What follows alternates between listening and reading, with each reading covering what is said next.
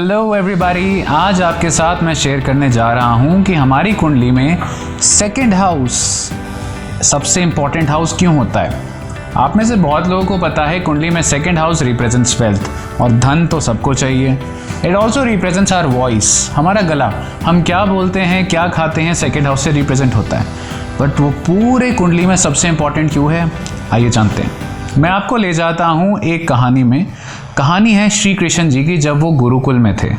कृष्ण जी को उनके गुरु ने एक काम दिया था कि कृष्ण आप अपना वन में जाइए और खाना पकाने के लिए कुछ लकड़ियाँ काट के लेके आइए।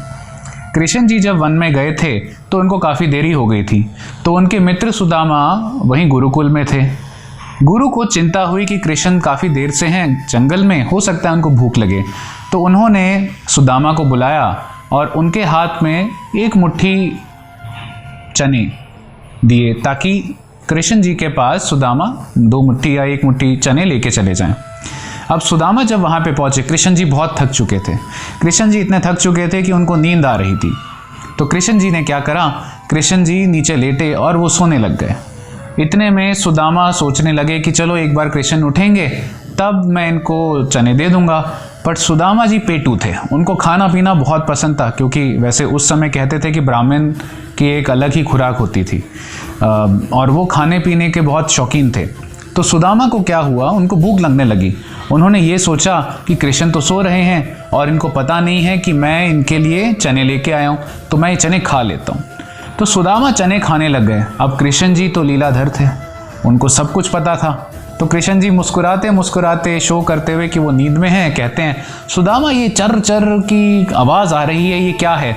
तो सुदामा कहते हैं अरे मित्र, ये तो ठंडी हवा चल रही है, मुझे ठंड लग रही है, इससे मेरे दांत जो हैं ये थड़थड़ा रहे हैं, उसकी आवाज़ है। तो फिर कृष्ण जी कहते हैं ठीक है मित्र, जैसा तुम कहो। थोड़ी देर बाद जैसे और चने खाने लग गए सुदामा, तो कृष्ण जी कहते हैं कि सुदामा ऐसा लग रहा है कि कोई कुछ खा रहा है आसपास। तो सुदामा कहते हैं नहीं नहीं मित्र, मेरे पास तो कुछ भी नहीं है, ये हवा चल रही है, धूल आ रही है, मैं तो धूल खा रहा हूँ। तो कृष्ण जी मुस्कुरा के कहते हैं तुम धूल खा रहे हो, अच्छा जैसा मित्र तुम कहो वैसा ही होगा। और वैसा ही हुआ। एक बार सुदामा के मुंह से क्या निकल गया कि वो धूल खा रहे हैं, वो अपनी ज़िंदगी धूल ही खाते रहे। उन्होंने अपनी बहुत सी साल ज़िंदगी के दरिद्रता में बिताए। और आपको मैं इस कहानी में एक और बात बताता हूँ कि सुदामा जी का कृष्ण जी से जब मिलन हुआ तो क्या हुआ। सुदामा जी जब उनके महल में थे कृष्ण जी के, तो वो कहते थे कि मित्र मुझे तुमसे कुछ नहीं चाहिए। तो कृष्ण ने कहा पर तुम मेरे पास आए हो, मैं खाली हाथ तो जाने नहीं दे सकता, मुझे बताओ सब कुशल मंगल है। कहते हैं हाँ सब ठीक है, सब अच्छा ही है, सब अच्छा ही है। तो कृष्ण जी कहते हैं ठीक है, जैसा तुम कहो मित्र वैसा ही होगा। तो आप देखें कि पहले इंस्टेंस में सुदामा ने ये कहा कि मैं धूल खा रहा हूँ, और कृष्ण जी ने कहा ठीक है मित्र, जैसा तुम कहो वैसा ही होगा। तो उनके ये बोलने से उन्होंने दरिद्रता में अपना जीवन बिताया, यानी उनके वचन सत्य हो गए।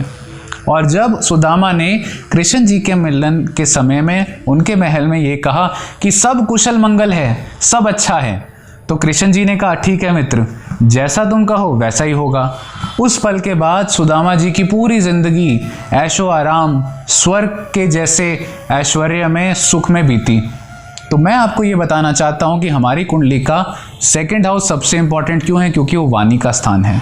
तो जब हम बोलते हैं मैं ज़िंदगी में बहुत परेशान हूँ, मेरे पास ये तकलीफ़ है, पैसा नहीं है, परेशानी है, मेरे पास दुख दर्द है, वही चीज़ें हमारी असलियत बन जाती हैं। और चाहे कितनी भी परिस्थिति हो, कृष्ण जी हमेशा मुस्कुराते रहते थे और कहते थे सब ठीक है। चाहे यहाँ दुश्मन हो, चाहे कोई राक्षस आ रहा है, यहाँ तो सब ठीक है, सब कुशल मंगल है। ऐसे ही अगर आप अपनी परिस्थितियों में अच्छा अच्छा बोलेंगे, कभी नेगेटिव नहीं बोलेंगे, तो ज़ुबान पे कभी ना कभी सरस्वती माँ आती हैं। और कृष्ण जी क्या बोलते हैं कि जैसा तुम कहो वैसा ही होगा। इसीलिए सेकंड हाउस को बहुत इंपॉर्टेंस दीजिए, नेगेटिविटी को अपने ज़ुबान पे आने मत दीजिए, और चाहे सिचुएशंस कितनी भी डिफ़िकल्ट हों, हमेशा अच्छा बोलिए। क्या पता आपके अच्छे शब्द आपकी सच्चाई बन जाएं। उम्मीद है कृष्ण जी ने हमें ये जो रहस्य पास करा था, हम इसका भरपूर इस्तेमाल कर पाएंगे और ज़िंदगी को स्वर्ग बना पाएंगे। Thank you.